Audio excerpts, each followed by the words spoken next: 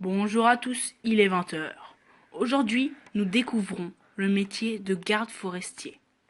Un reportage de Yann et Romain. Kino Rémi, je suis agent patrimonial à l'Office national des forêts, où maintenant il existe technicien forestier territorial. Et voilà, c'est à peu près tout. Et donc en quelques mots, en quoi consiste votre métier? La gestion forestière. Donc si, pour faire une image, on gère les forêts comme un agent immobilier gère l'immobilier. Voilà. Et donc quelles études vous avez faites? Ben moi personnellement, j'ai commencé en tant que bûcheron, donc j'ai gravi des échelons au sein de l'entreprise. Mais actuellement, ce qui est préconisé, c'est un BTS production forestière ou dans le domaine de la nature, dans le domaine de l'eau. C'est ce qu'il faut faire et après l'entrée dans notre entreprise se fait par concours. D'accord.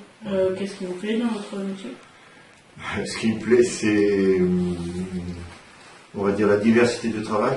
Il n'y a pas 2 heures où on fait la même chose, il n'y a pas un jour où on fait la même chose. Donc c'est la diversité de travail, la liberté d'organisation aussi, tout ce qui concerne les horaires, on est totalement libre. En fait, donc on gère en moyenne 1000 hectares par personne. Et c'est à nous de nous organiser pour que cette gestion se passe bien face aux propriétaires. Donc on va bien sûr rendre des comptes aux propriétaires. Il veut savoir combien il rapporte sa forêt, il veut savoir qu'est-ce qu'on y fait, donc c'est à nous de faire tout ça.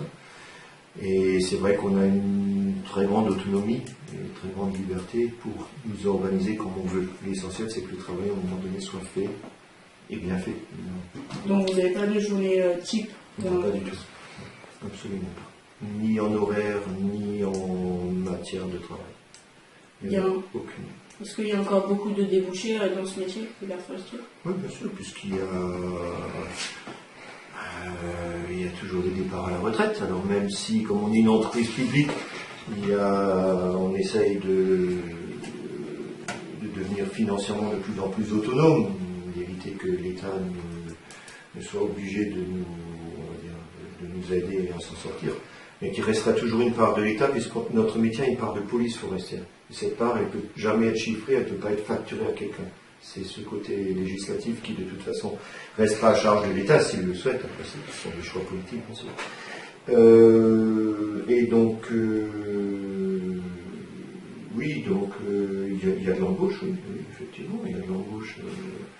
On va dire actuellement, sur 3 départs à la retraite, il y en a 2 qui sont remplacés. Donc, ça fait quand même, puisque au niveau national, je pense qu'on doit être pas loin de 10 000 personnes. Donc ça fait du monde quand même qui rentre chaque année. Je crois que l'an dernier c'était dans les 200 embauches, cette année ça peut être pareil en 2017. Je m'entends sur l'ensemble du personnel, hein. Il n'y a pas que les patrimoniaux. On fait de la gestion forestière, on a besoin de soutien, on a besoin de gens spécialisés dans beaucoup de domaines, donc il y a tout ça. Hein. Il n'y a pas que, je veux dire, on n'est pas les seuls à travailler. Hein. Le patrimonial, c'est certainement les gens les plus nombreux dans l'entreprise, mais on est loin d'être les seuls. Est-ce que c'est un métier à risque? Toujours des risques. Hein. Tous les métiers sont à risque. Aller dehors, au contact de la nature, dans des conditions souvent difficiles, il y a la neige, il y a les frelons en été, il y a toujours des risques.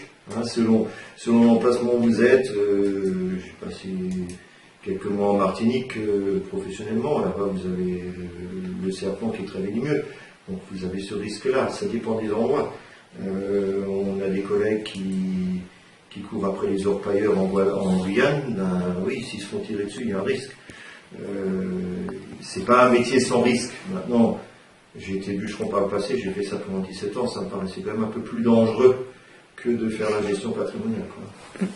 C'est quoi les inconvénients de ce métier?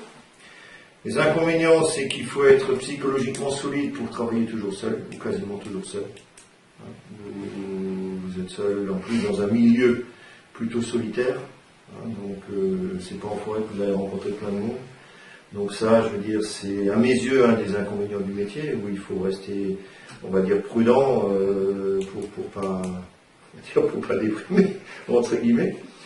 Autre inconvénient, c'est qu'il faut constamment gérer l'urgence, aussi bien qu'on n'a pas d'horaire fixe, cette liberté peut très vite devenir un inconvénient, dans la mesure où on a tendance à se dire allez, je vais encore faire ci, je vais encore faire ça, et du coup on finit en été à 7 heures du soir, quoi.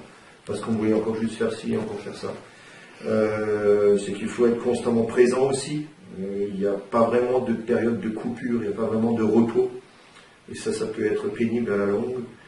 Je m'entends, si par exemple vous êtes dans d'autres métiers, le vendredi soir à 16 heures, vous quittez, ou à 17 heures, et puis on n'en entend plus parler jusqu'au lundi matin 8 heures. Ici, c'est pas du tout le cas. Il se peut très bien que le vendredi soir, on a l'impression, on se dit, allez, ça y est, maintenant je pose mes valises un peu, et on verra demain, non, du coup, ça sonne à la porte, c'est un chasseur qui vient faire un constat. C'est un client qui vient demander s'il peut acheter un ster de bois, c'est un représentant de propriétaire qui était de passage et qui vient prendre des nouvelles de la forêt qu'elle représente. Voilà, donc tout ça fait qu'en fait, on est en vert tout le temps. Et on ne peut pas dire maintenant on s'arrête. Le seul moyen, le plus sûr de pouvoir s'arrêter, c'est de prendre 8 jours de congé, mais de ne pas rester chez soi à ce moment-là, comme on habite le travail, et de partir comme ça, vous êtes sûr que c'est les seuls 8 jours où vous ne serez plus, entre guillemets, sollicité par quelque chose ou quelqu'un. À mes yeux, ça c'est un petit peu le revers de la médaille, mais voilà, on a une telle liberté en face, et de toute façon, je pense que c'est un métier passion. Soit on le fait par passion, on fait pas ça pour aller travailler, quoi. C'est pas possible.